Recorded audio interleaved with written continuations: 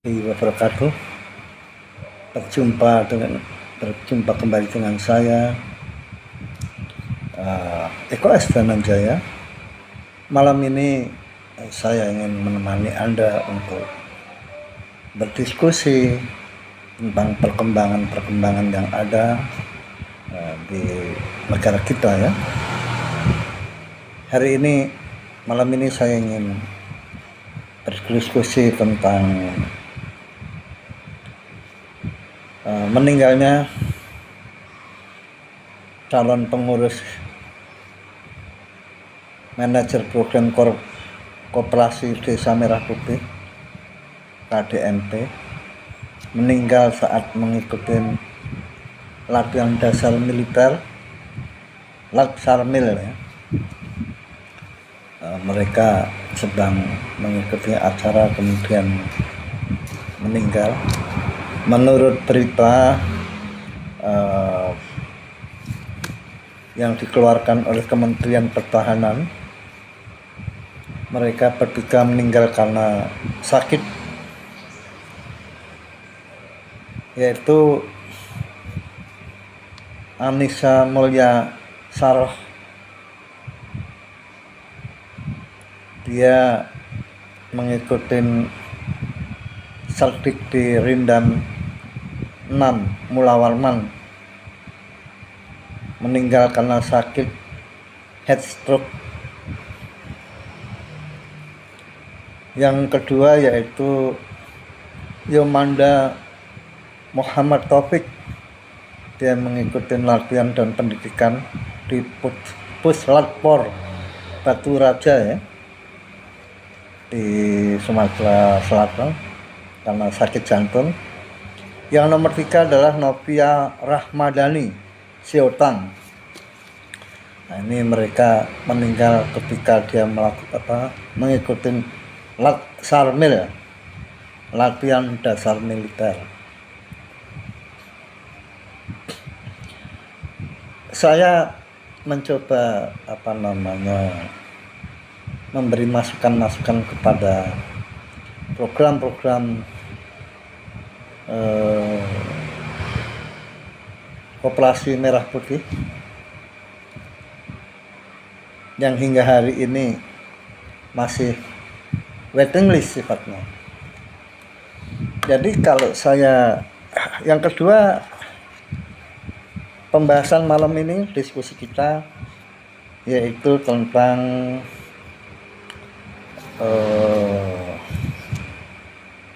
sebegitu banyak antusias ya warga Indonesia yang ingin melakukan proses ganti kewarganegaraan. Jadi data terbaru hari ini hampir 8.000 warga negara Indonesia profesional ya, yang sedang mengajukan pindah bekerja di luar negeri ya, di negara-negara yang maju. Nah, ini menjadi diskusi kita malam ini, betapa rentan negara kita ini menghadapi persaingan di segala bidang yang kalah dengan negara-negara yang dulu pernah belajar pada Indonesia. Terima kasih kepada follower yang sudah bergabung ya. Malam ini kita diskusi tentang ekonomi, politik, hukum, kebudayaan, seni yang terus update setiap hari yang berkembang di negara Indonesia. Pertama, saya ingin membahas masalah meninggalnya 3 orang tadi yang ikut latihan Koperasi Merah Putih. Mengapa sampai terjadi seperti itu. Sebenarnya kan pemerintah ini sudah memiliki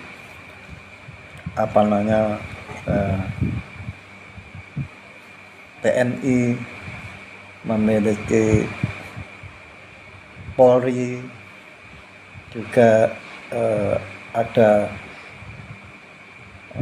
kekuatan cadangan ya, yang diselenggarakan oleh TNI, Komcat, juga punya paramiliter ya sebenarnya yang bekerja menjadi seperti Satpam atau juga Hansip. Ini sebenarnya semi militer. Nah, tapi mengapa Koperasi Merah Putih masih saja memiliki program itu? Ini yang menjadi pertanyaan bagi saya. Bukankah Koperasi Merah Putih hendaknya membangun sebuah parameter tentang manajemen, tentang marketing, tentang bagaimana koperasi ini bisa memajukan usahanya, bagaimana Koperasi Merah Putih ini bisa bersaing dengan supermarket, dengan minimarket yang ada selama ini. Kalau memang itu tujuannya untuk kesejahteraan rakyat, kan dibentuknya koperasi itu, ya kan? Nah, saya juga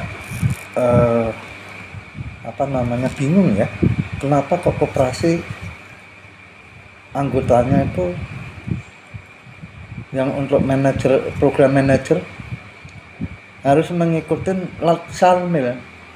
latihan dasar militer.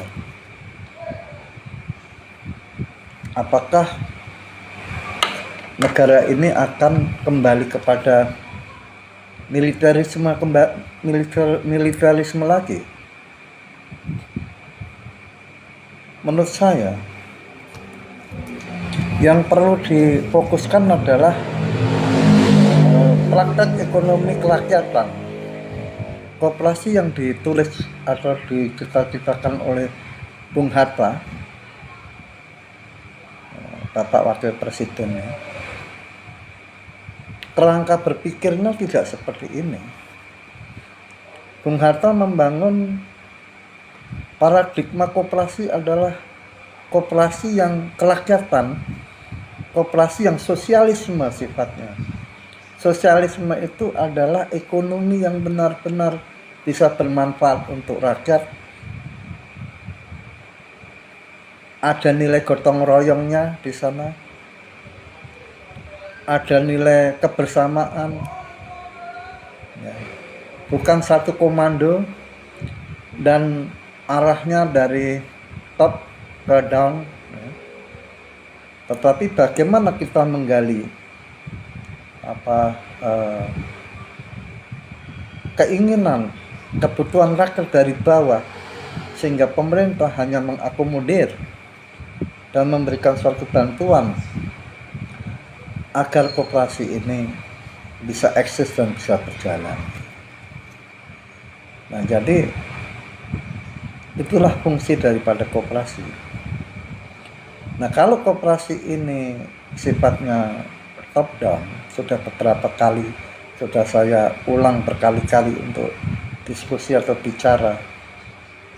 Ini sudah memasuki hampir beberapa bulan lagi 2 tahun pemerintahan Prabowo memimpin menjadi suatu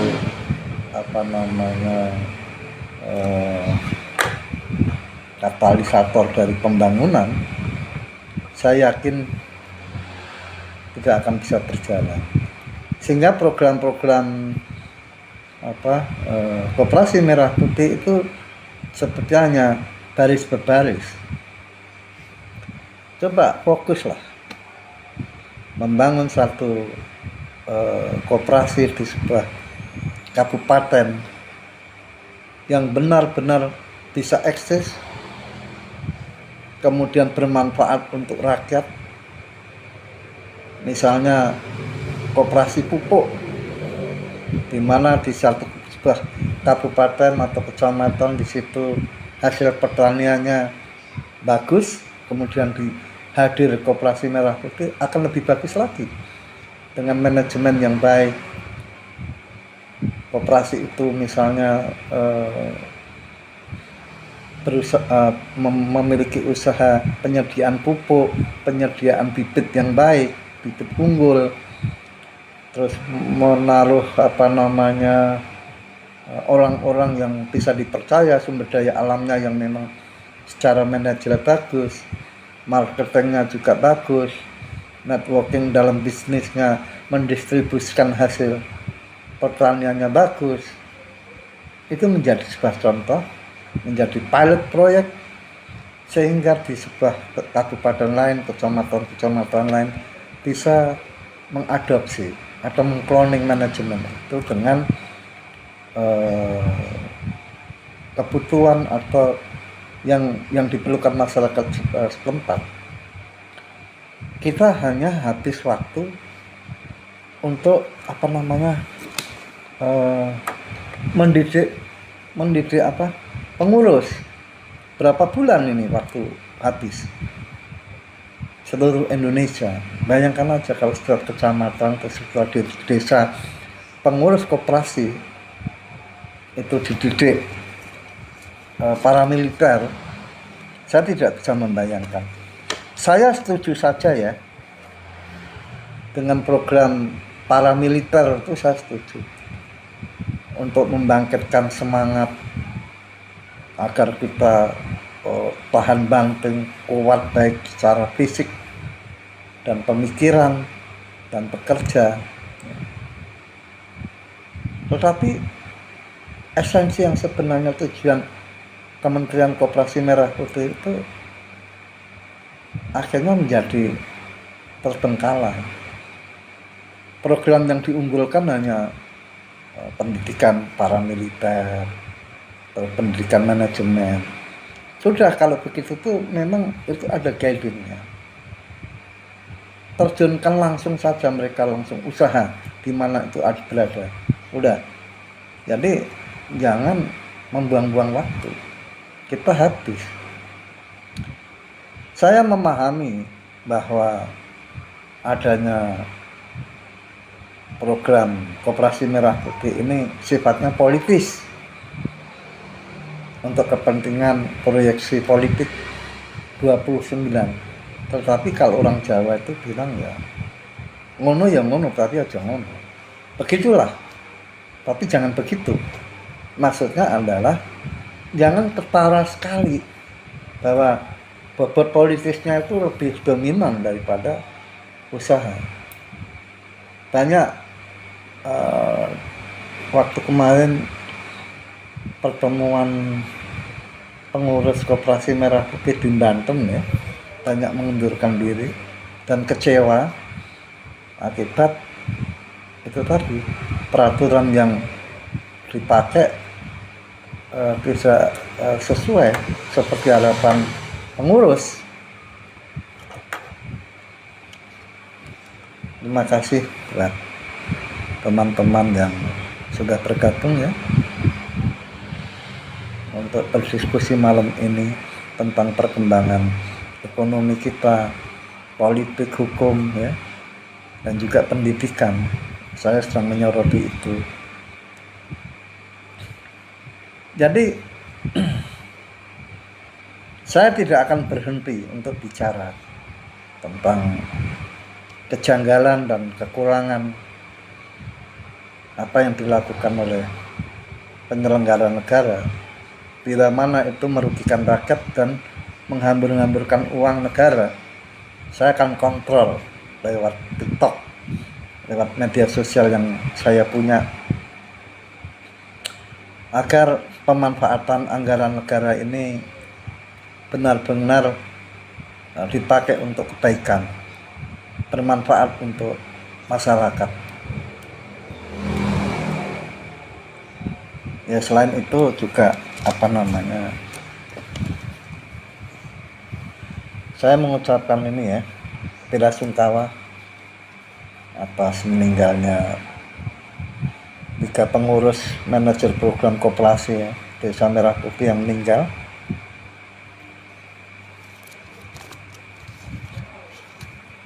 Mbak Anissa Mulya Saroh yang meninggal itu, juga Yonanda Muhammad Taufik, yang ketiga adalah Novia Rahmadani Sihotang. Ini belum menikmati atau menjadi pengurus, beliau sudah meninggal dunia. Nah, apakah orang yang meninggal dunia ini akan mendapat santunan atau pensiun? Karena sebenarnya kan ini kan mereka sudah terikat oleh Koperasi Merah Putih, yang mana mereka meninggal dalam rangka tugas ya, tugas mengemban untuk menjadi calon pengurus manajer di Koperasi Merah Putih. Nah, jangan sampai kedepannya juga ada yang meninggal lagi. Nah, kalau ada yang meninggal lagi, menurut saya ini tidak efektif. Lebih baik Koperasi Merah Putih mengadakan latihan-latihan manajerial atau manajemen, latihan marketing, latihan leadership perkoperasian. Nah, itu mungkin cuman beberapa minggu udah selesai di kabupaten masing-masing. Para pemirsa, saya juga mengamati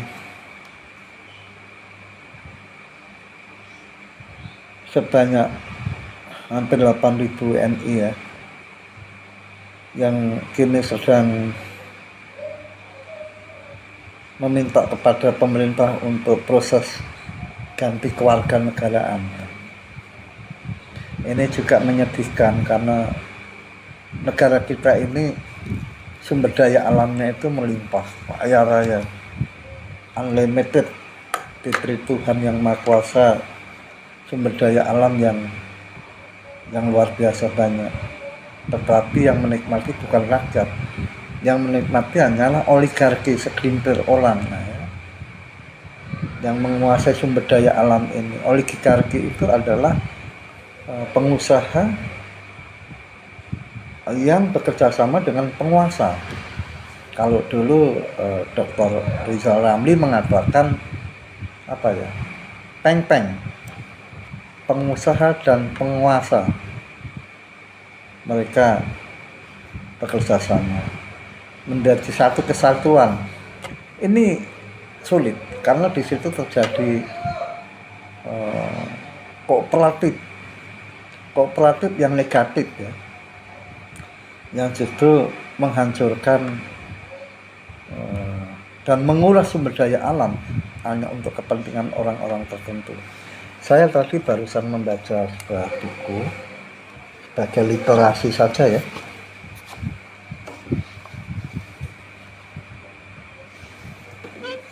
Nah ini saya akan baca, maaf saya. Sebenarnya oligarki itu sudah lama ya, karena difasilitasi oleh Undang-Undang Nomor 7 2020. Saya bacakan. Otoritarisme telah mencengkram hampir semua lembaga negara. Wah, ini yang mengakibatkan kerusakan hukum, kerusakan sumber daya alam akibat peng-peng tadi, pengusaha dan penguasa itu tergabung menjadi satu. Maka tak heran jika DPR, Mahkamah Konstitusi, Mahkamah Agung, Polri, KPK, dan lembaga-lembaga terkait lain nyaris tak terdengar membela kepentingan negara dan rakyat. Sumber daya alam minerba bernilai lebih dari 5.000 triliun rupiah milik rakyat sudah dirampok pengusaha oligarkis.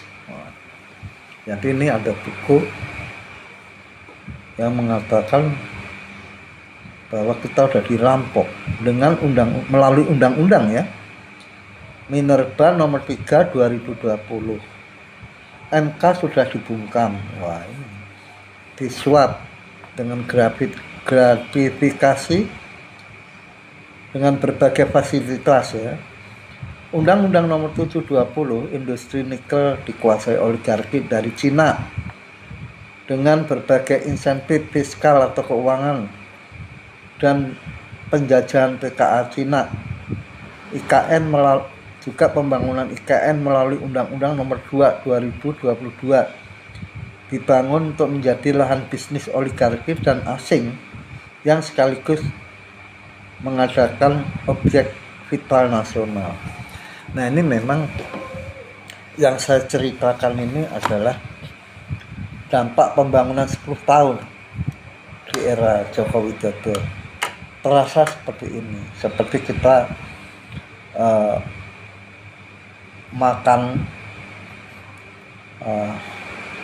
makanan yang seharusnya itu sudah disarankan oleh dokter jangan kita makan, kemudian kita makan.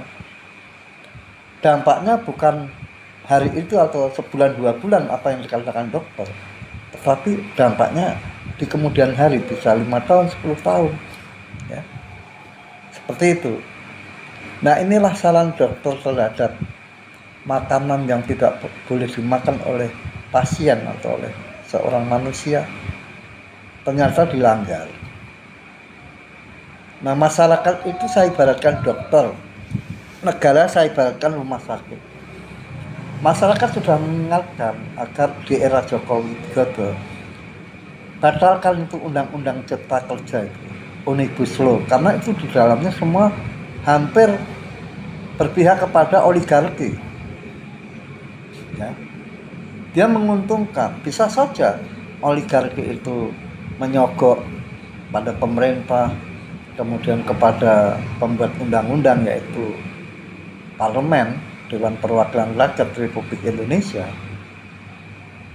agar mensukseskan meloloskan undang-undang sesuai kepentingan oligarki. Nyatanya ada. Dulu di daerah Sulawesi Tengah ya, di Palu, terus kemudian di beberapa tempat yang tambang nikelnya itu dipaksakan untuk dibangun. Ternyata itu semua untuk kepentingan Cina, untuk kepentingan negara RRC ya. Sedangkan warga sekitar hanya sedikit kalau dibandingkan manfaatnya daripada perusahaan yang menambang nikel tadi.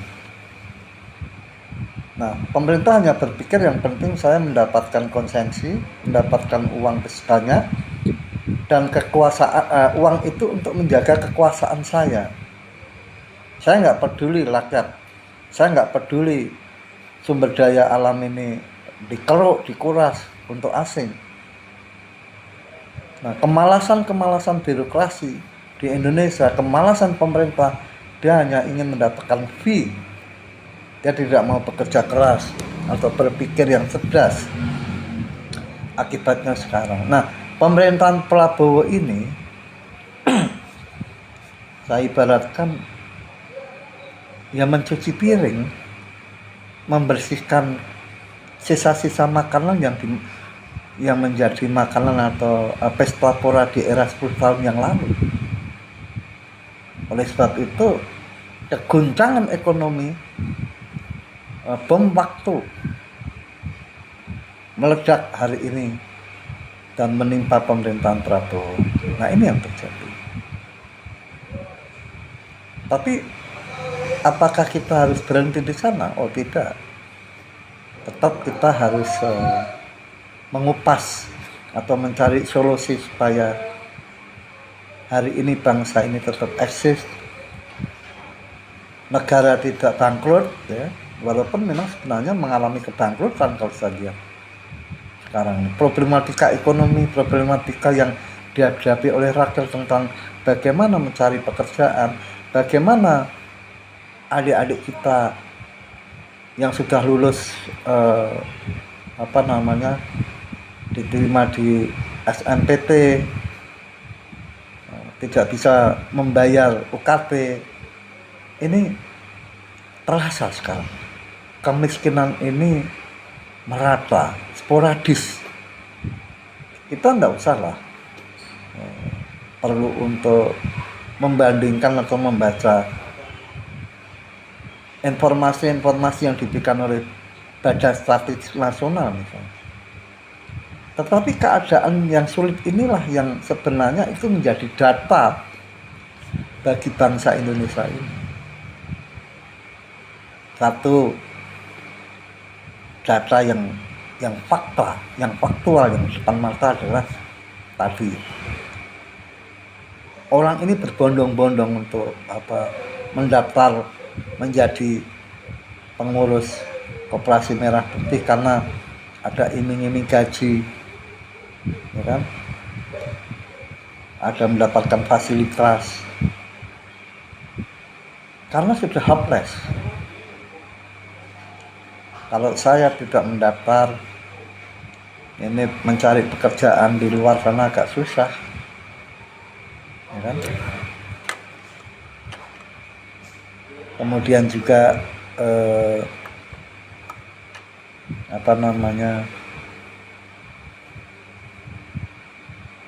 mahasiswa yang sudah lulus juga hopeless. Pemerintah kesulitan untuk mengakomodir. Kalau janji dalam pilpres waktu mau menjadi presiden atau wakil presiden kan mudah, karena untuk membius masyarakat supaya saya dipilih misalnya. Coba saja sekarang fokus rakyat itu menuntut pada wakil presiden yang menjanjikan ada sekian puluh juta rakyat nanti kalau dia terpilih disediakan tempat tenaga kerja atau lowongan pekerjaan. Semuanya hanya omong kosong. Mereka lari dari kenyataan, dan kalau ditagih janjinya justru kita akan dijawab balik oleh mereka. Nah itu, jadi memang saat ini memang sulit-sulitnya rakyat hidup akibat dari undang-undang yang dibikin oleh Joko Widodo, yaitu undang-undang Cipta Kerja itu gitu loh. Ini juga ada hasil diskusi publik awal tahun 2023 yang diselenggarakan oleh Indef. Ini ditulis di buku Mendobrak Keteguhan. Judulnya Daya Kritis Civil Society Musik Indonesia Bermartabat. Kata pengantarnya almarhum ini juga Dr. Rizal Ramli, nah editornya Mas Pril Huseno.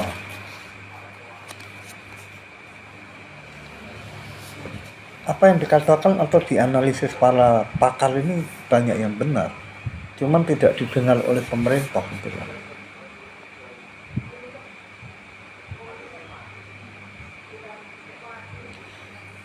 Nah ini saya juga catat tadi ya.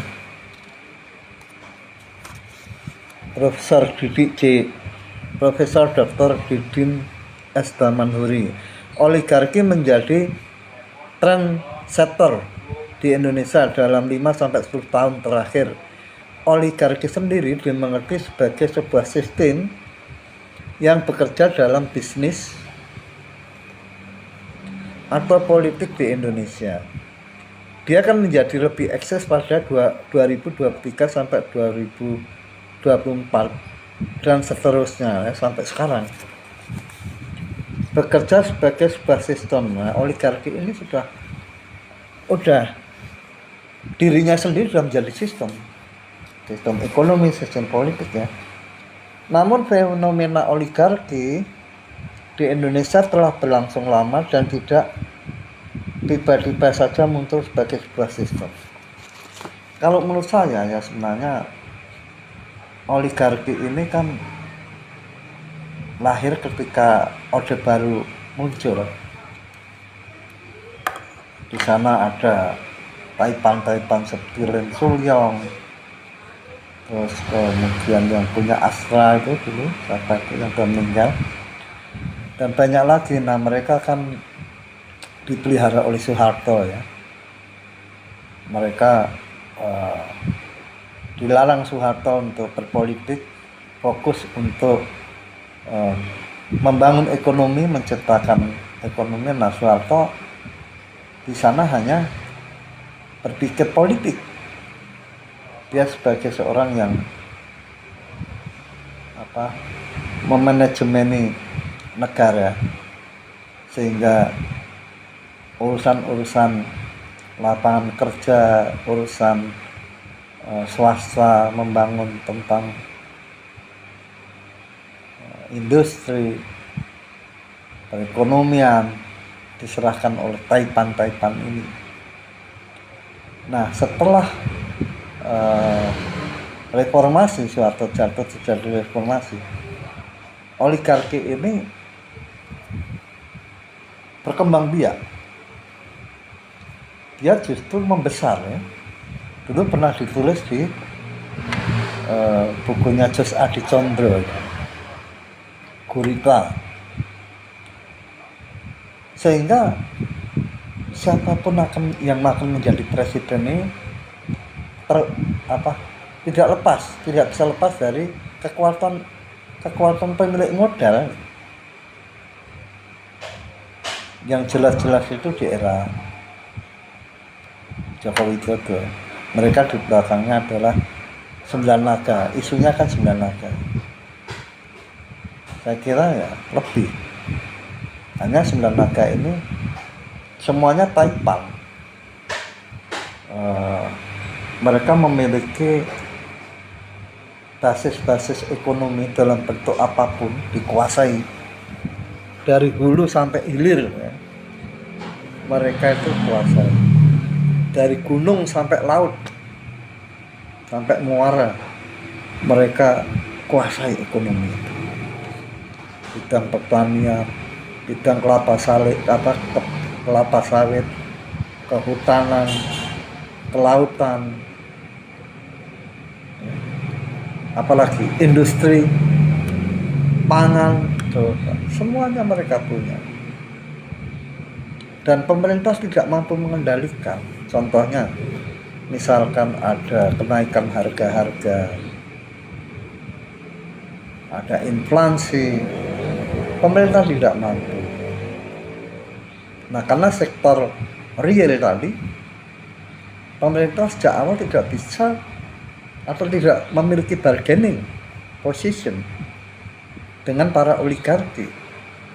Ketika 5 tahun ada hajatan pemilihan presiden, pemilihan wakil presiden, mereka akan muncul. Mereka justru didatangi oleh calon-calon ini. Tolong dong bantu saya. Mana ada sih para politisi yang sekaya oligarki 9 naga? Kan nggak ada. Prabowo sendiri kan berapa triliun sih uangnya ketika dia maju ingin menjadi presiden. Apalagi Jokowi, Pak SBY pun juga nggak punya dana yang besar untuk dia mencalonkan sebagai presiden. Nah, setelah SBY ini terjadi sebuah polarisasi politik, tank-tank tadi yang dikritik oleh Dr. Rizal Ramli dan para pakar ekonomi ya, dari Indef ya, Nah, politik praktis lebih dominan daripada ekonomi praktis. Semua jangka pendek hanya 5 tahun, tidak future. Gagasan futuristik itu bagaimana membangun Indonesia 50 atau 100 tahun akan datang. Itu dilakukan oleh Korea Utara, Korea Selatan, oleh bangsa Cina, RRC, yang pada waktu sama-sama start pasca Perang Dunia Kedua 1945, bersama-sama Indonesia dia melangkah untuk membangun bangsanya setelah terjadi kemerdekaan. Namun Indonesia bukannya tambah maju atau stagnasi, tapi malah mengalami kemunduran. Bangsa Indonesia ini bangsa yang konsumtif, bukan tidak. Bangsa Indonesia adalah bukan pekerja keras. Bangsa Indonesia ini sangat-sangat pekerja keras. Dari buruhnya, dari petaninya, dari kerja-kerja sektoral yang lain, UMKM, dan mereka adalah bekerja keras, tapi pendapatannya kecil, income-nya kecil, ya. UMR-nya, UMP, upah minimal nasional atau provinsi kecil. Di kota saya ini, di Jogja ini, upah minimal provinsinya kecil. Kalau tidak salah 2,5 atau 2,7 juta, saya lupa ya. Kalau yang bekerja itu ayah sedang ibunya hanya rumah tangga, dia belum punya rumah, gaji 2,7 juta. Dalam kondisi seperti ini dia harus menyekolahkan anak, misalnya 2 orang. Dia harus mencukupi kebutuhan setiap hari untuk makan anak istri, untuk bayar listrik, untuk bayar kos-kosan. Ini hidup yang tidak sehat, tapi pemerintah harus lakukan itu kalau memang mampunya seperti itu. Kalau perusahaan terus ditekan untuk meningkatkan gaji karyawan atau buruh atau pekerja sampai UMP di Jogja 3,5 juta misalnya, atau di atas 3 juta, mengalami kebangkrutan juga pengusaha. Nah, win-win solution inilah. Sedangkan sebenarnya kalau kerangka berpikir saya adalah otonomi daerah itu kan bersifat independen. Seharusnya memiliki independensi dalam bidang penataan ekonomi, kebutuhan rakyat yang berbeda setiap provinsi. Ya, itu memang sudah dilakukan. Seperti di Papua itu akan lebih mahal hidupnya karena jaraknya jauh, membutuhkan biaya yang tinggi dalam hal misalnya BBM, komunikasi, transportasi. Di Jakarta upah minimal provinsi atau regional ya 5,5 juta sampai 5,5 juta. Hidup di negara di kota besar yang kualitas hidupnya memang lebih tinggi daripada provinsi-provinsi lain. Tapi kenapa mereka tetap survive? Nah, akal masyarakat Indonesia itu banyak. Jadi dia improvisasi, dia melakukan terobosan-terobosan untuk survival. Itu sangat tinggi masyarakat Indonesia itu. Jadi inilah pentingnya diskusi malam ini. Saya akan hadir dalam diskusi Anda bisa juga menulis tentang keluhan-keluhan Anda terhadap ketidakadilan di negara ini. Kita diskusikan, ya kan? Supaya suara kita didengar oleh pemerintah. Orang seperti saya yang mantan aktivis dulu teriak-teriak seperti Tio, ya, seperti adik kita yang UI itu kan, caranya pintar-pintar lah. Anak-anak sekarang aktivis luar biasa. Ya, kita menggerakkan massa dari kampus untuk menekan pemerintah. Nah, karena saya sudah masuk usia, ya, saya hanya bisa berdiskusi dengan Anda sekalian supaya suara kita itu didengar tanpa mengulangi kekritisan kita. Kalau pemerintah yang benar kita sebut benar, kita support, kita berikan suatu apresiasi, ya. Tapi kalau pemerintah itu tidak benar, ya udah kita kritisi dengan cara yang baik, yang santun, karena kita bukan golongan masyarakat yang barbar, ya.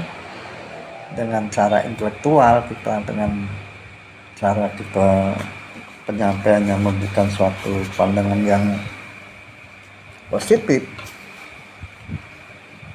Saya melihat sebenarnya pemerintah ini mengalami gagap karena program-program ketika dia pilpres terlampau ekspektasi.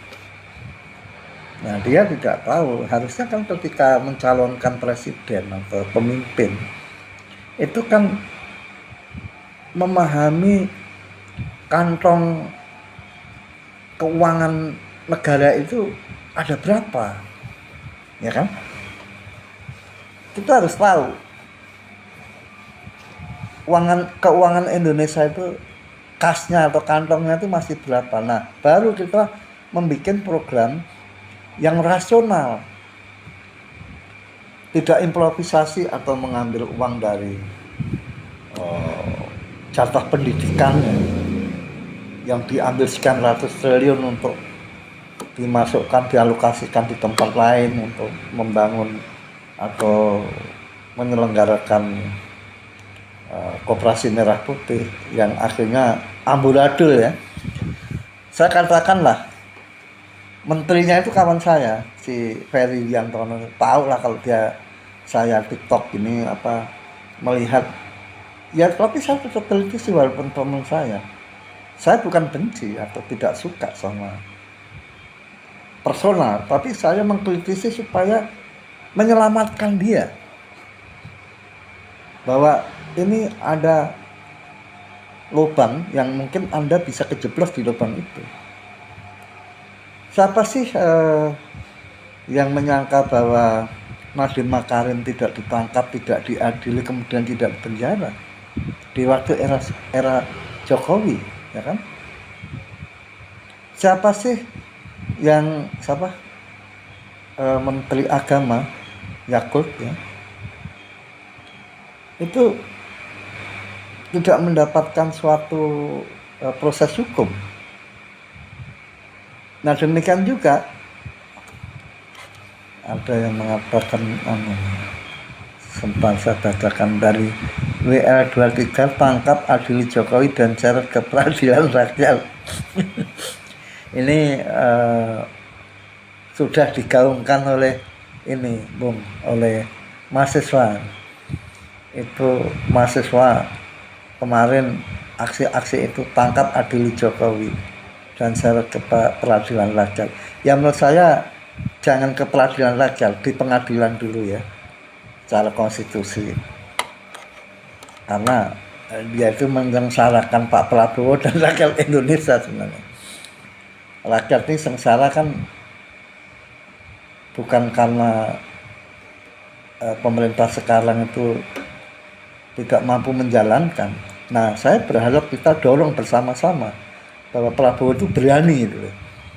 Dia itu kesulitan menjalankan roda pemerintahan, terjegal oleh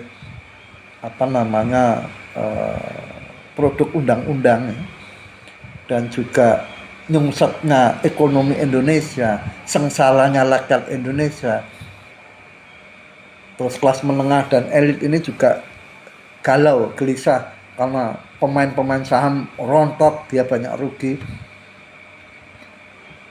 dan kemungkinan juga kalau begini terus akan terjadi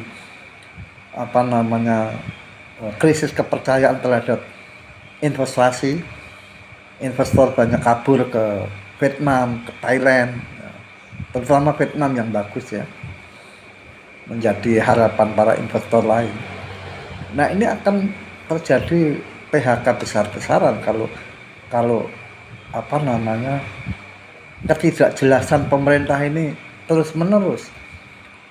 Gerakan mahasiswa itu juga akan menimbulkan dampak krisis kepercayaan terhadap investasi ya. Bangsa ini memiliki kaki dua, tetapi tidak bisa berjalan dengan baik karena kakinya yang satu stroke, kakinya ini stroke, pilarnya negara ya kan? Itu stroke salah satu, sehingga kita bisa jalan tapi terseok-seok. Gimana sih Anda melihat orang stroke kakinya jalan? Kadang kan pakai tongkat, harus ada bantuan tongkat kan. Saya baca lagi ya, dari salam dari Pak Jayadi yang sudah mendapat apa nih? Oh, ya salam kembali. Ini sepertinya kawan saya nih Pak WL ini, siapa ya? Beliau kok mau ini nama sahabat saya. Selamat datang di forum diskusi malam ini ya. Kita bincang-bincang ringan ya, ngopi-ngopi santai saja, jangan terlalu tegang kita berpikir ya. Tapi esensinya itu tersampaikan oleh pemerintah supaya suara kita didengar. Kalau dulu kita waktu masih muda ya seperti adik-adik kita lah, ikut gerakan mahasiswa ya kan, dikit-dikit kita protes ya kan. Nah kalau sekarang ini kita udah tua, sudah ompong, udah keriput, rambut kita udah memutih, usia kita udah 60-an tahun ya, ada yang ke atas, teman-teman aktivis-aktivis 80-an ini. Yang bisa saya lakukan melalui media massa kita berjuang untuk menjaga ini idealisme kita, bahwa kita itu masih, ini ada sahabat saya aktivis pengacara terkenal juga yang sudah bergabung, saya sebut namanya ya, Mas Juhogi ya. Mas Juhogi ini yang saya sapa deh ya. Mas Juhogi ini salah satu tokoh mahasiswa dulu di Jana Badra Jogja, kemudian jadi pengacara. Dia paham tentang hukum lah, orangnya idealis ya.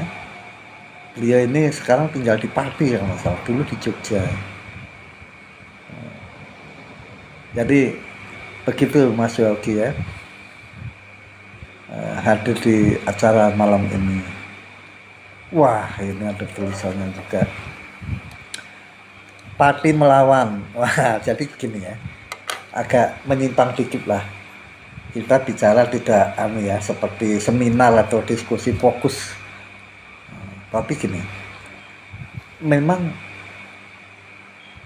awal-awal Pak Prabowo memimpin ini sebenarnya kan digerakkan, atmosfer pergerakan itu dari Kabupaten Pati ya. Jadi Pati itu kalau orang Jawa mengatakan, kalau Pati dalam arti letterlux makanan itu yang untuk ini loh, yang untuk bikin makanan UKM tuh, cimol segala itu ya, itu disebut Pati. Jadi Pati itu lengket. Kalau kita bicara filosofisnya Pati itu erat, lengket, lentur ya. Nah ini dari Mas WL, panjang umur perjuangan. Oke, kita tetap berjuang untuk kepentingan rakyatnya dengan cara kita masing-masing, optimis dan tidak destruktif atau tidak merusak ya. Nah, padi ora sepele betul.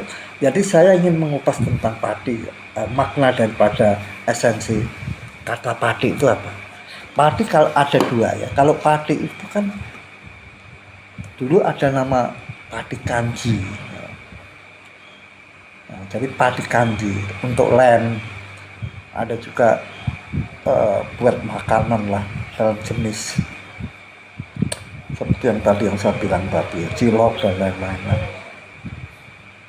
Filosofinya padi itu kan lengket, menempelkan, dijadikan alat untuk bisa merekatkan. Nah, orang-orang padi buat saya dapat membangun suatu image dan merekatkan tentang perlawanan kepada orang-orang yang tidak benar atau birokrat yang tidak benar ya, perjuangannya. Saya mengikuti terus lah gejolak di padi itu ya. Jadi sudah banyak yang bergabung malam ini.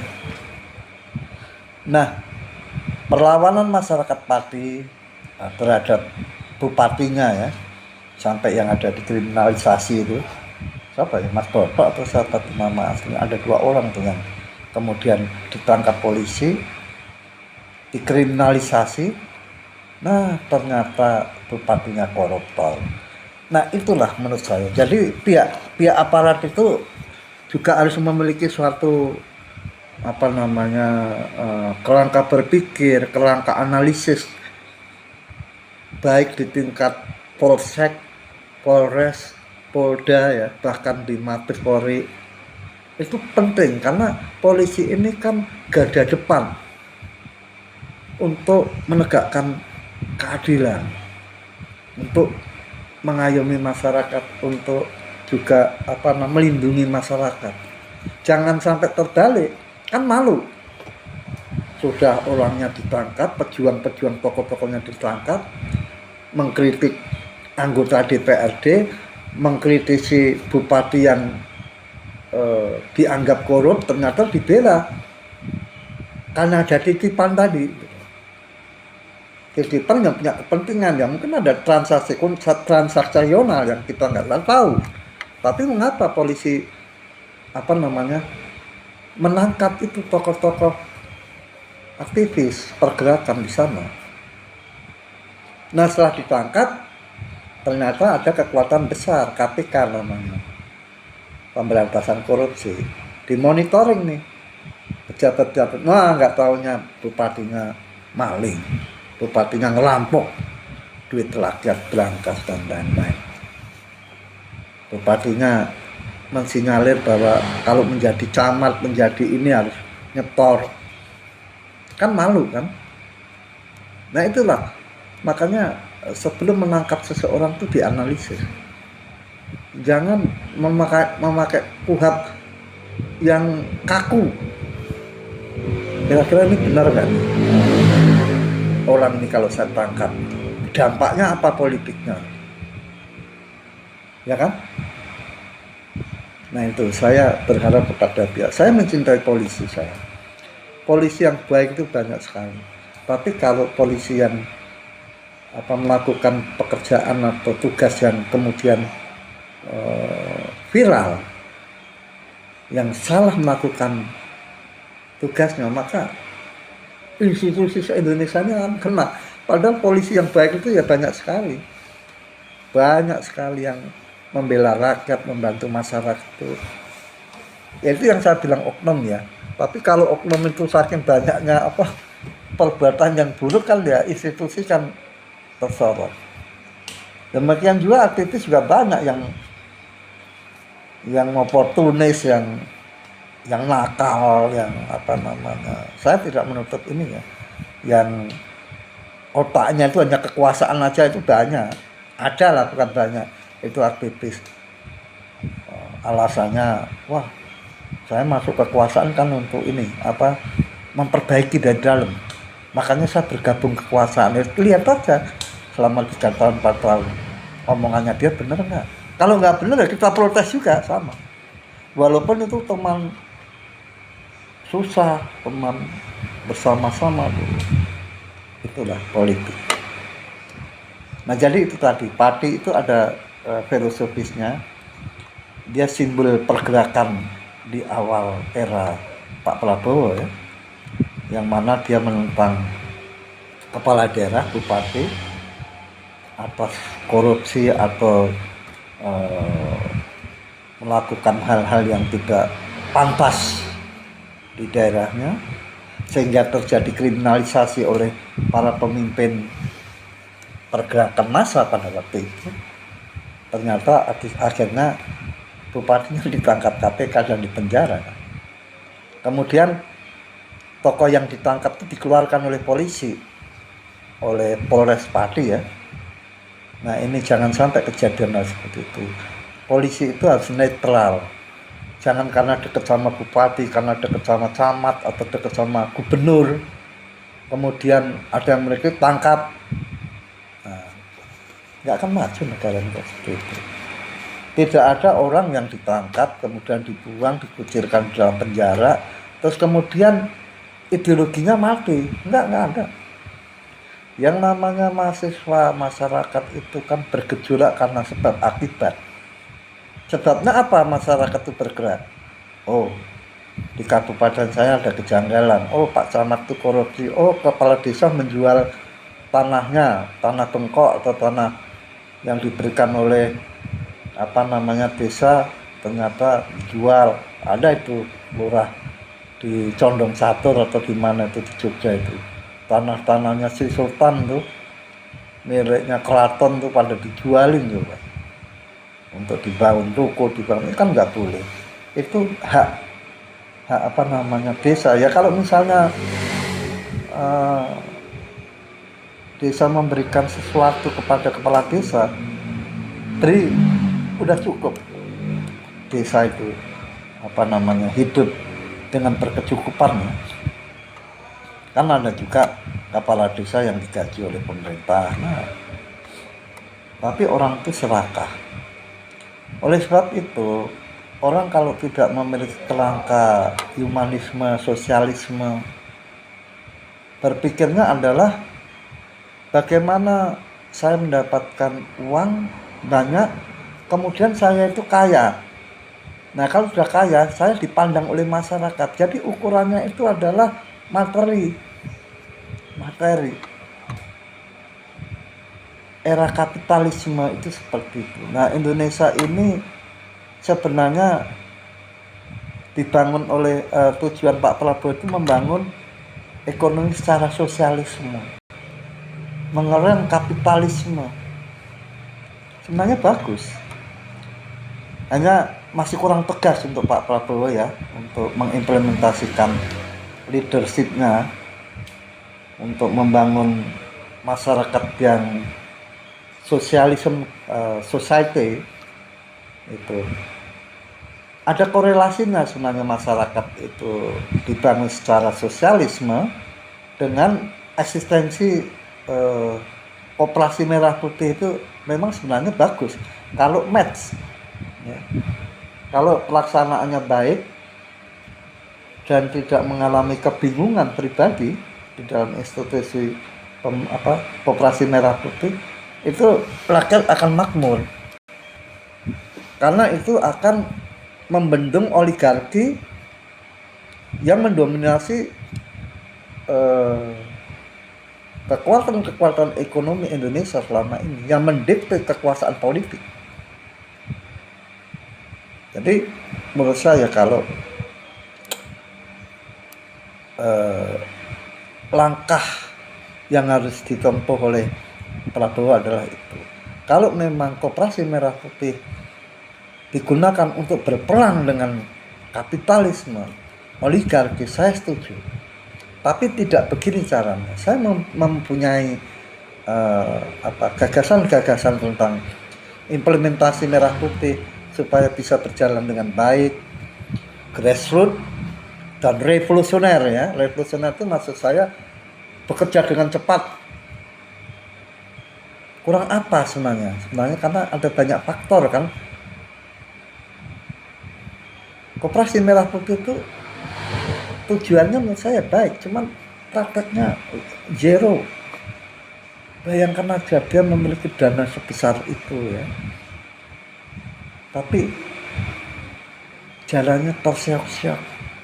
Itu tadi seperti orang yang mengalami stroke kaki sebelah yang harus diseret ketika dia jalan kaki. Ini yang terjadi. Nah, personifikasi implementasi Koperasi Merah Putih itu personifikasi manajemen negara ini. Kalau Koperasi Merah Putih itu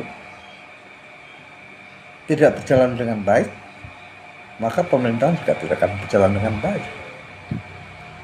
Ini menjadi sebuah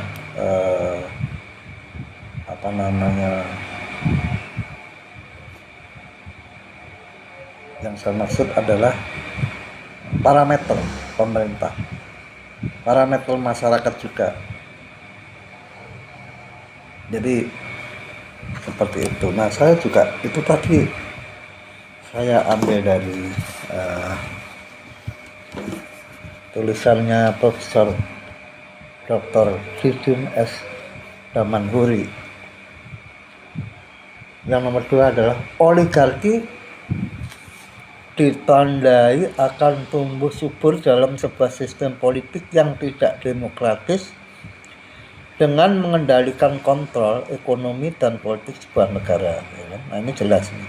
Terjadinya koalisi gemuk di parlemen adalah bukti bekerjanya oligarki. Dia bekerja dengan mengabaikan lembaga hukum dan partisipasi publik dalam proses legislasi sebagaimana diminta oleh undang-undang. Nah, ini pendapat Profesor Dr. Didin S. Damanhuri pada tahun 2023. Nah, ini bukunya. Kebalik ya.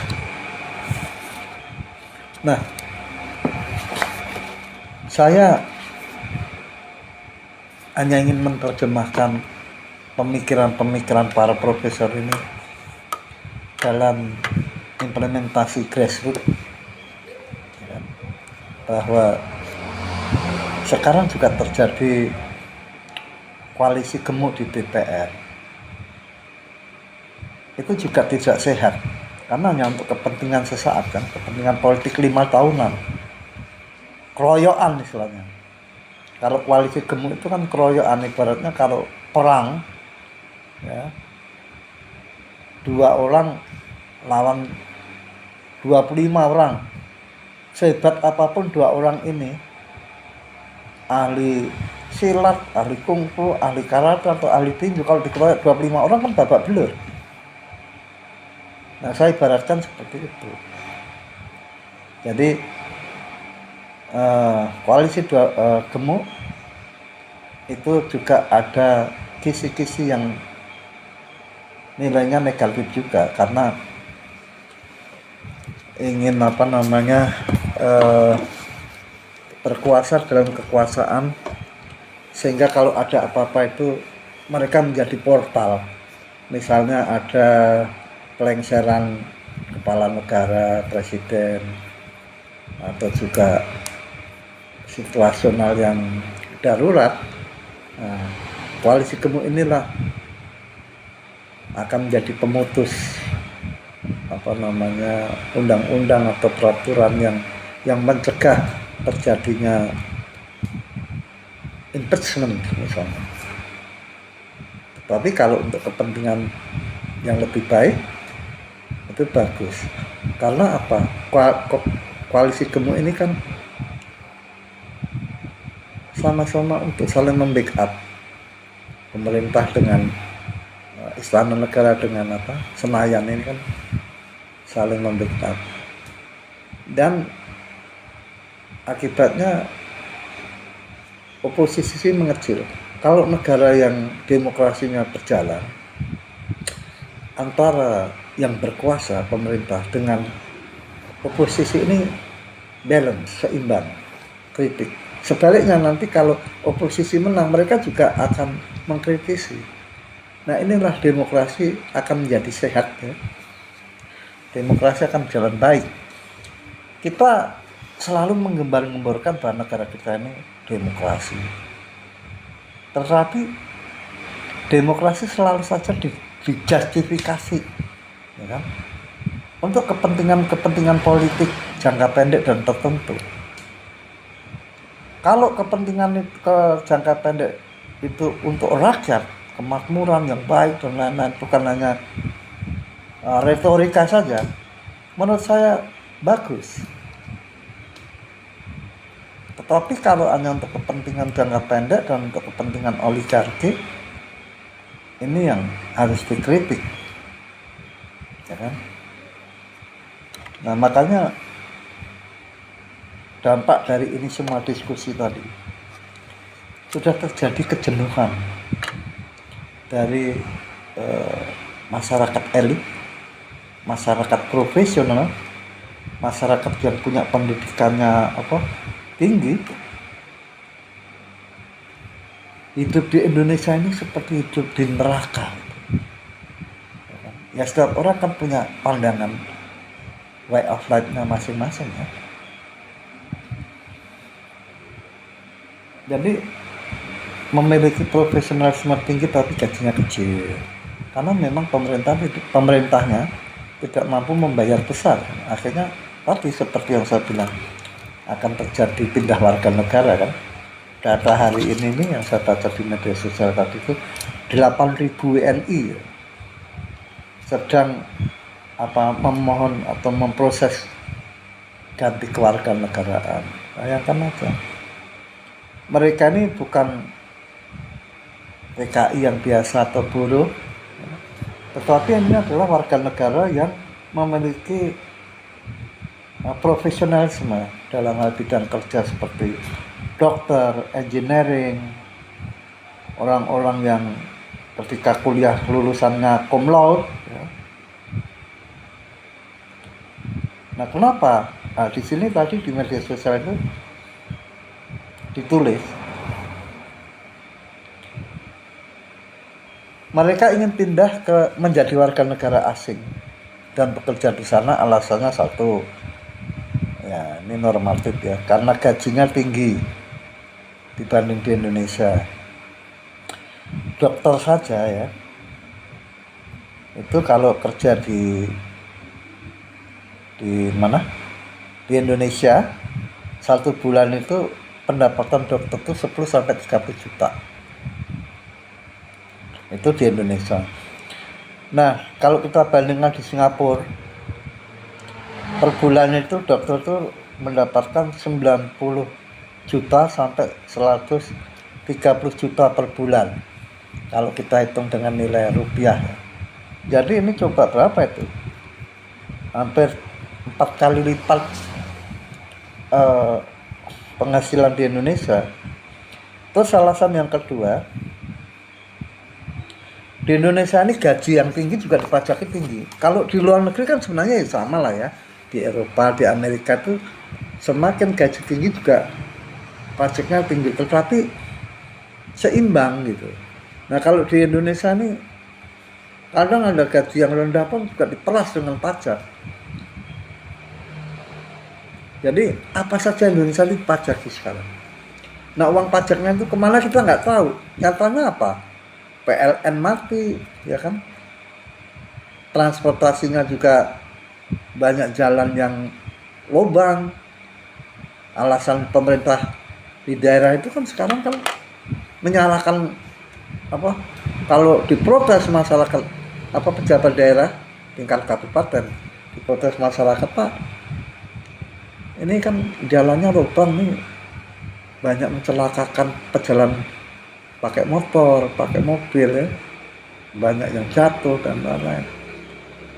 Alasannya gampang, ya kan anggarannya dipotong oleh pemerintah pusat, sehingga kita tidak mampu lagi membangun yang lebih luas, karena ada keterbatasan apa anggaran, kita harus efisiensi. Alasannya itu. Ya harusnya kan sekarang ini pemerintah daerah kan juga harus kreatif lah. Ada BUMDes kan, kalau perlu kabupaten itu kalau perlu memiliki sarana bisnis yang dikelola secara profesional dan bisa akuntabel, dipertanggungjawabkan, sehingga tidak ada anasir atau pemikiran rakyat ada korupsi di sana. Enggak, kelola misalnya punya pom bensin, punya minimarket dan beberapa yang bisa satu dia bisa mendatangkan lapangan pekerjaan, juga memberikan suatu kebutuhan logistik. Hasilnya nanti mungkin tergantung kepala daerah ya. Nah, hasilnya untuk pembangunan infrastruktur daerah misalnya. Nah itu harus cerdas. Jangan selama ini kalau saya lihat tuh pemerintah daerah ini seperti disusui oleh pemerintah pusat ya, disusui terus sampai tua, sampai pensiun, menghabiskan uang anggaran negara ya kan, tidak ada kreativitas membangun independensi bisnis usaha untuk kepentingan pemerintah daerah. Kalah dengan ini di sebuah desa di di daerah Klaten, saya lupa namanya itu, yang mana itu setiap tahun, setiap lebaran itu warga desa itu semuanya mendapatkan keuntungan dari program wisata yang dikelola oleh BUMDes, oleh desa itu. Pak Lurahnya hebat itu, seorang sarjana, dia tidak mau bekerja, kalau nggak salah sarjana dari mana, dari Jogja ya, dari UGM. Nah itu dia tidak mau menjadi pekerja atau pindah ke Jakarta atau ke kota lain, dia kembali ke desa membangun, kemudian dia kreatif ya kan. Nah itu yang disebut kreatif, ekonomi kreatif itu seperti itu. Dia bisa menjual alam, menjual desanya ya, alam desanya, karena di situ ada aliran sungai, ada sawah ya. Dia bangun pelan-pelan itu untuk alat rekreasi, untuk destinasi wisata, kemudian dapat income, dia kreatif terus, kembangkan terus. Nah itu setiap tahun satu orang itu mendapat kalau tidak salah 500.000 rupiah untuk satu kepala keluarga.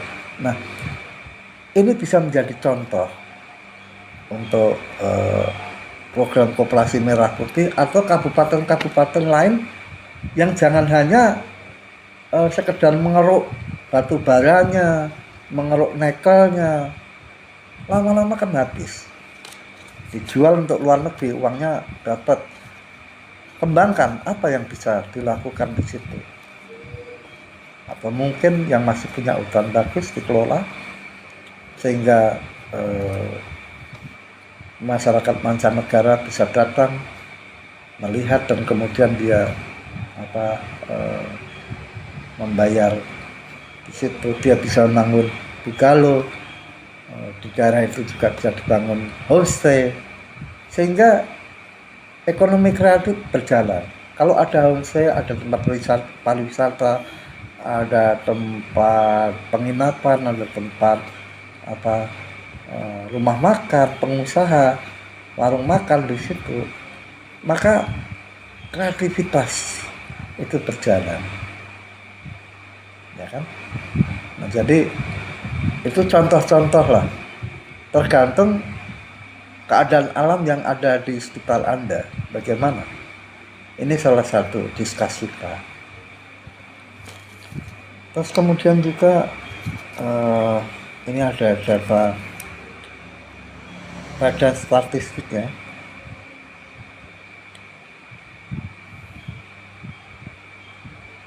Ini ada 7,24 juta orang pintar ya, nganggur di Indonesia. Bayangkan aja. Ini data statistik loh dari BPS ya, terbaru ini. 7,24 juta orang. Wah, ini mungkin ya salah satunya adalah sarjana-sarjana yang baru lulus dari universitas ya, tetapi tidak mendapat lapangan pekerjaan, atau juga orang yang sudah pernah bekerja tetapi perusahaannya kukuh, kemudian dia menganggur ya. Terima kasih kepada Bapak Teddy Aryadi yang telah bergabung, Bunta 1588 juga, dan yang lain-lain yang tadi saya tidak sempat membaca ya. Kemudian juga ini Mas Iwan Madu, ini aktivis dari Universitas Muhammadiyah Yogyakarta, baru saja bergabung. Selamat datang. Saya mengenal beliau ini generasi yang sangat aktif. Beliau orang yang mobilitasnya tinggi ya. Juga Pak siapa nih? Ada yang lain ya yang sudah bergabung nih, jadi ikut diskusi malam ini. Saya berharap diskusi ini terus berkembang, mengevaluasi program-program pemerintah pembangunan yang sekiranya miring-miring gitu, sekiranya tidak jalan, kita cambuk lah. Ibaratnya kita ini sais yang pencambuk, yang menyambuk kuda supaya kudanya bisa menarik kereta, ya kan? Karena kita lihat mental birokrat kita ini, sangat jauh daripada harapan lah. Saya pernah 9 tahun bersama Jumur Hidayat yang sekarang Menteri Lingkungan Hidup itu, bergabung di BP2 DKI. Jadi saya tahu mental birokrat itu. Makanya kan saya kemarin di dalam postingan living saya menganjurkan pada pemerintah itu kurangi, kalau mau efisiensi itu salah satunya kurangi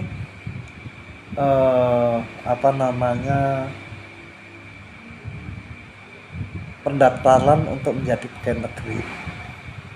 Jadi kita ini kan sebenarnya kan masuk dalam era efisiensi ya. Kita pakai media sosial, pakai TikTok, pakai Facebook, pakai macam-macam lah yang bisa kita manfaatkan.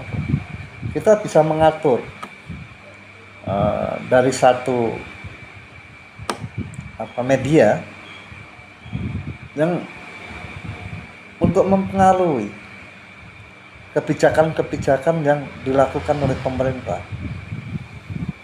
Nah, itu efisien, seperti halnya waktu situasi yang darurat ketika COVID-19, anak-anak siswa atau mahasiswa ya menjalankan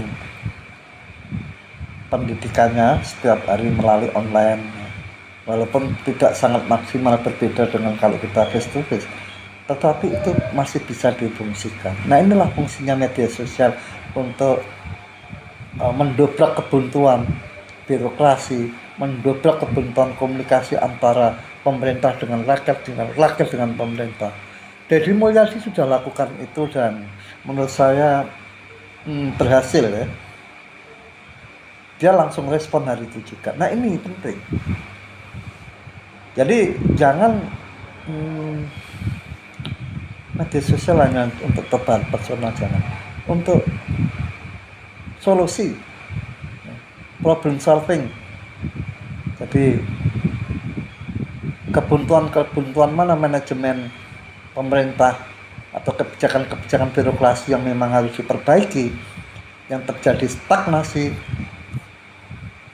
dikelola dengan media. ya kan? Penerimaan pegawai di Menkominfo itu juga perlu dikurangi itu. Kalau perlu separuh aja, fungsinya apa itu? Itu malah pemborosan anggaran negaranya untuk membayari orang pekerja kan. Efisiensi sesungguhnya. Karena eranya sudah seperti itu. Makanya kan banyak gedung-gedung yang kosong sekarang. Tidak perlu membangun gedung-gedung pencangar langit, ya kan?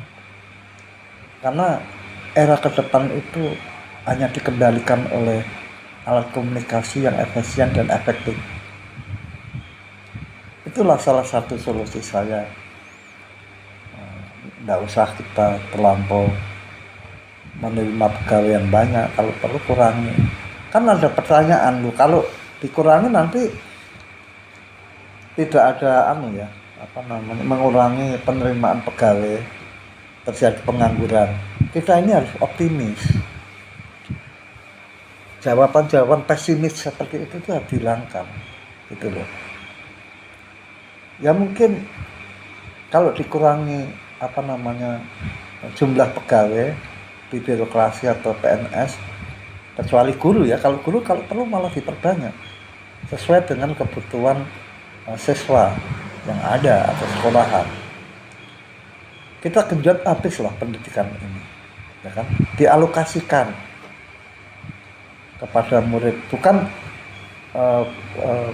membangun paradigma itu. Kan begini, orang Indonesia ini kan stunting, kebanyakan masih ada yang stunting, kurang gizi. Nah makanya punya program misalnya memberikan maaf saya baca dulu ya, dari siapa ini, bentuk Dewan Revolusi dengan integrasi dan kompetensi moralitas. Nah saya setuju ya, revolusi mental itu harusnya, ada lagi nih dari Mas Hikmat. Ini sahabat saya baru saja mendapatkan. Terima kasih selamat datang Mas Hikmat. Nah jadi diskusi tadi Mas Hikmat memberikan suatu pandangan tentang revolusi mental. Saya setuju sekali ya. Nah kenapa revolusi mental yang sebenarnya menjadi gagasan nawacitanya Joko Widodo itu kalau dilaksanakan benar, tapi Joko Widodo ini kan 3 tahun setelah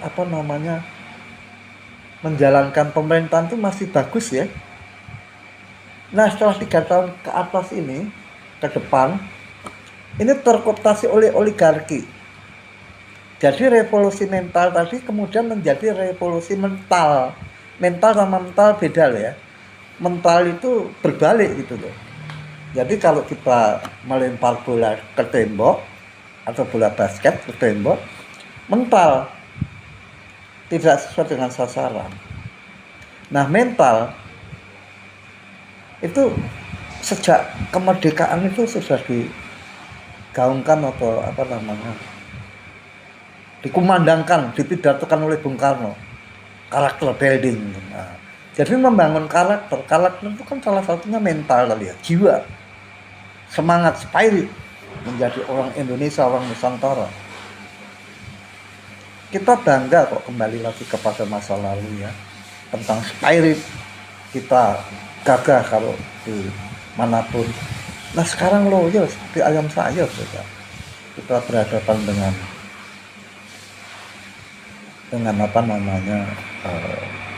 bangsa asing itu, mental kita tuh maaf ya seperti kita dijajah.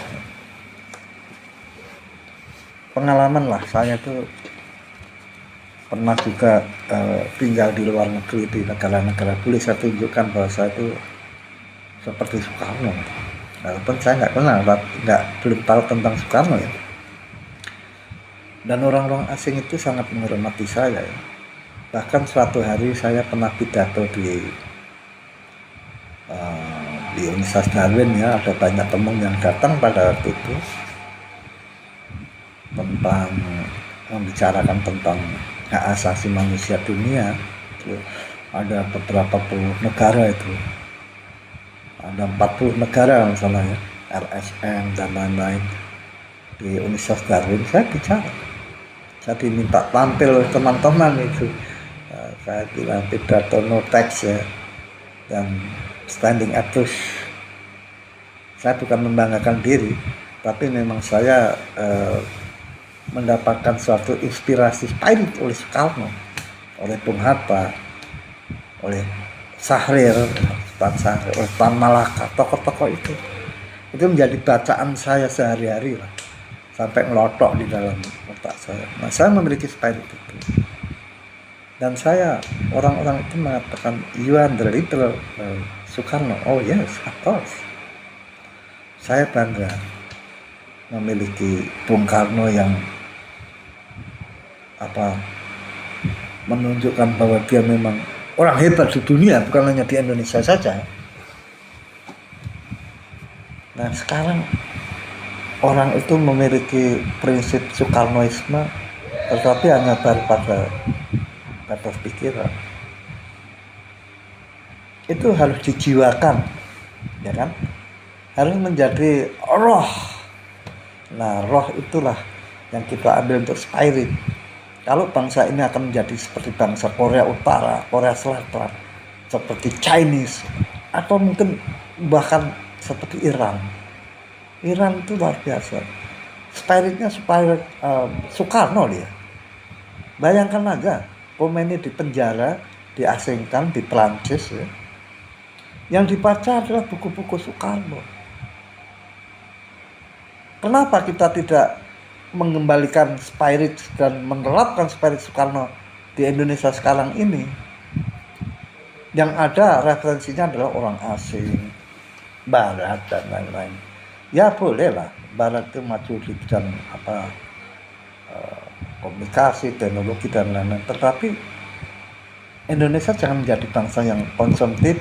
Indonesia jangan menjadi bangsa pengekor. Ya. Mari kita bangkit bersama. Pemerintahnya bangkit, rakyatnya bangkit, mahasiswanya bangkit, wah harus semua. Itu. Ini juga ada tulisan lagi, pesan, jangan menjalani kesalahan yang kedua seperti reformasi gagal membentuk Dewan Revolusi. Ya memang revolusi itu yang kita bayangkan tuh sebenarnya revolusi mental tadi ya. Jadi spirit yang harus kita gaungkan bahwa sebenarnya sejauh mana sih reformasi ini berhasil? Berhasil untuk siapa? Ya berhasil untuk koruptor, konglomerasi, oligarki, dan para penalu-penalu. Kan kita sebenarnya harus bisa menghindari di media sosial saling caci maki, ya kan ada bahasa yang lebih santun ya, memberikan suatu pandangan-pandangan di media sosial, karena komunikasi kita netizen itu kan ada di media. Media itu alat untuk berkomunikasi, berinteraksi antara satu dengan yang lain, kan begitu. Kalau nggak cocok ya tinggalkan, atau mungkin ya go ahead lah ya. Tidak perlu bertempur di situ habis-habisan seperti perang kita melawan Jepang dan Belanda. Itu mengkuras energi dan membuang energi yang setiap hari kita bangun terus-menerus kita membaca itu aura yang negatif, sehingga ya memang itu kelas bangsa Indonesia itu. Anda coba kalau punya grup WA orang di luar Indonesia, orang India, orang Korea, orang Jepang, orang Amerika, Kanada, atau Jerman, atau Eropa lah. Saya ada ya teman-teman dari asing luar negeri itu saya masuk, karena teman-teman lama masih ada, saya kontak untuk digabungkan. Itu diskursusnya itu berbeda. Jadi kematangan di dalam dialog interaktif dengan netizen, dengan publik itu berbeda. Nah disitulah kita apa namanya bisa melihat oh ini kualitas ya. Mungkin kita bisa keguyon ya, bercanda yang gembira di suatu media sosial, apa namanya satu grup WA dan lain-lain. Itu sebenarnya hanya untuk joke, untuk guyon ya. TNI dan Polri bukan SDM yang serba bisa. Oh ya. Nah, mungkin pandangan-pandangan Mas Bang Hikmat ini benar. TNI itu kan sebenarnya difungsikan oleh negara itu untuk eksternal, menghadapi ancaman-ancaman luar negeri ya, yang mana nanti luar negeri mengancam kedaulatan atau menyerang Indonesia. Itu tugas TNI. TNI menjaga Sabang sampai Merauke ya, supaya tidak ada gangguan-gangguan keamanan baik dalam maupun negeri. Dalam itu ya misalnya seperti KKB ya di Papua yang sekarang juga terus menerus mengajak perang dengan aparat. Polisi juga tugasnya adalah internal, domestik, yaitu mengamankan negara ini dari destruktivitas, supaya tidak ada teroris, supaya masyarakat ini tercipta damai. Terus gerakan mahasiswa juga berjalan dengan baik. Nah ini tugas polisi. Polisi jangan masuk ke dalam ranah politik, ya kan? Tugas Anda adalah menciptakan keamanan di dalam negeri, mengayomi, membuat citra itu rakyat itu senang kalau lihat polisi itu wah rangkulan, salaman, kalau bisa seperti itu. Jangan ketika melihat polisi, waduh takut saya, jangan-jangan saya ada kesalahan ini, datangi polisi di rumah, didatangi polisi di kantor, ada apa ini? Nah, jadi tupoksinya itu sudah ada masing-masing, dan juga melayani dengan yang baik lah. Saya yakin bila mana aparat itu brutal, maka rakyat pasti brutal. Kalau aparat keamanan tidak bisa memberikan contoh yang baik, rakyat juga sama akan melawan dengan ketidakbaikan. Itu sudah kodrat ya. Jangan berharap masyarakat itu selalu ideal, selalu baik. Kalau kita sebagai aparat keamanan tuh juga belum menerapkan yang baik, jangan harap. Jadi mari kita sama-sama, baik rakyat maupun aparat, berinteraksi dengan baik. Ya jangan menjadi pembohong rakyat itu kan. Jangan menjadi pendukung buta kepada salah satu pimpinan kita. Isi going aja lah, biasa saja. Wong Anda itu tetap hidup kok. Anda ganti presiden per 5 tahun juga Anda kan seperti itu, menjadi tukang gojek, jual bakmi, jual gudeg, punya toko kelontong, punya ya seperti itu berjalan setiap hari. Jadi nggak usah fanatik. Anda terkooptasi oleh pemikiran-pemikiran yang dibangun oleh orang lain ya, atau kelompok lain, supaya Anda mencintai, fanatik pada seseorang seperti Anda fanatik terhadap agama. Itu yang menurut saya perlu diluruskan gitu ya. Karena politik itu dinamis sifatnya.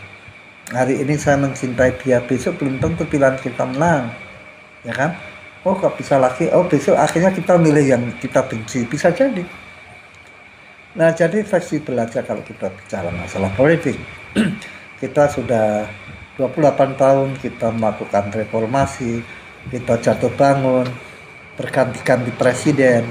Nah kita harus membaca itu, dan menjadi masyarakat itu proaktif, bukan berarti kita harus saling berantem di media sosial, atau kita perbedaan pilihan kemudian menjauhkan komunikasi kita.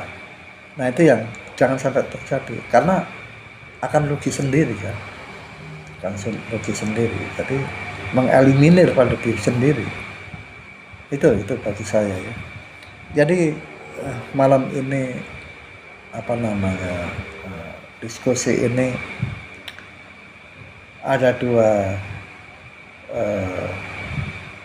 yang saya sampaikan, yaitu meninggalnya saudara-saudara kita yang baru saja menjadi pengurus